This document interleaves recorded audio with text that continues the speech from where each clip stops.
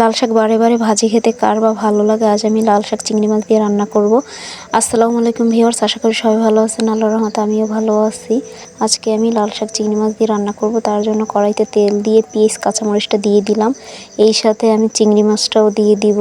আমি চিংড়ি মাছের পরিমাণ অল্প দিয়েছি, আমার শাকটাও কম ছিল, তাই চিংড়ি মাছটা সুন্দর করে ভেজে নিব পেঁয়াজের সাথে, যেন কাঁচা গন্ধটা না আসে। তো আমি চিংড়ি মাছটা ভালো করে ভেজে নিয়ে এই পর্যায়ে আমি একটু ঝোল দিয়ে দিব। ঝোল দেওয়ার পরে হলুদের গুঁড়া, মরিচের গুঁড়া, স্বাদমতো লবণ দিয়ে সুন্দর করে কষিয়ে নিব। হলুদের গন্ধটা জানি না আসে, তার জন্য ভালো করে কষিয়ে নিতে হবে।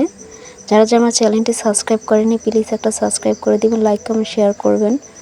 তো এখানে আমি লাল শাকগুলোও দিয়ে দিলাম। দিয়ে সুন্দর করে লাল শাকটা একটু সামান্য কষিয়ে নিব, ভালো করে একটু কষিয়ে নিব।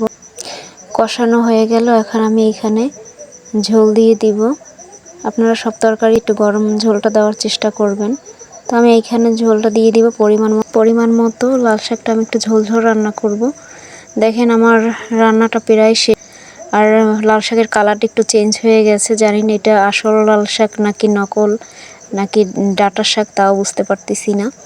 তো যাই হোক, আজকের রান্নাটা খুবই মজা হয়েছে খেতে।